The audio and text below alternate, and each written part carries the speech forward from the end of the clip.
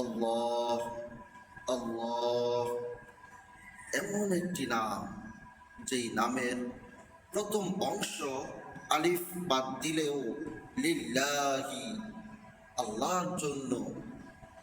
কার নাম আছে এরকম চমৎকার, যেই নামের প্রথম শব্দ বাদ দিলেও আল্লাহকে বোঝায়? দ্বিতীয় শব্দ বাদ দিলে লাহু মুলকুস সামাওয়াতি ওয়া মা ফিল আরদ, আল্লাহকে বোঝায়। তৃতীয় শব্দ বাদ দিলে হুল্লাহুল্লাযী, আল্লাহকে বোঝায়। লা হাওলা ওয়ালা কুওয়াতা ইল্লা বিল্লাহ, লা হাওলা ওয়ালা কুওয়াতা ইল্লা বিল্লাহ, লাহু মুলকুস সামাওয়াতি ওয়া মা ফিল আরদ, ওয়াল্লাহুল্লাযী লা ইলাহা ইল্লা হু। আল্লাহু আকবার, আল্লাহু আকবার।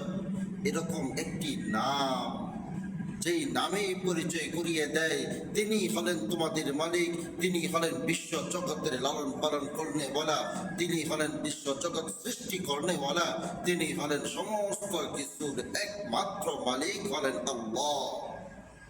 এমন একটি নাম, যেই নাম নিয়ে গবেষণা করলেও আপনি আল্লাহকে খুঁজে পেয়ে যাবেন, যেই নামের গবেষণা করলেও আপনি আল্লাহ তাআলার অস্তিত্ব খুঁজে পাবেন, আল্লাহ তাআলাকে চিনার মতন যোগ্যতা আপনার ভিতরে তৈরি হয়ে যাবে।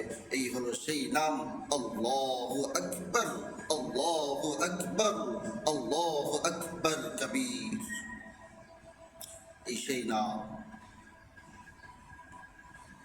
আমরা ইনশাআল্লাহ চেষ্টা করব বেশি বেশি এই নামের জিকির করা। আমাদের কলবে যে শয়তান বসে আছে, লা ইলাহা ইল্লাল্লাহ আল্লাহু আকবার বলে জিকির করে ভিতরে শয়তানটাকে দূর করে আল্লাহর নাম এই জায়গায় বসিয়ে দেওয়া, তাহলে এই পৃথিবীর কোনো গুনাহ এই অন্তরে জায়গা পাবে না, আর কোনো শয়তানে এই জায়গায় বসবাস করতে পারবে না। এই কলবের মধ্যে শুধু আল্লাহর নামটা জারি করে ফেলি, লা ইলাহা ইল্লাল্লাহ, লা ইলাহা ইল্লাল্লাহ। আল্লাহ আমাদেরকে বুঝদার আমল করার তৌফিক দান করেন, আমিন।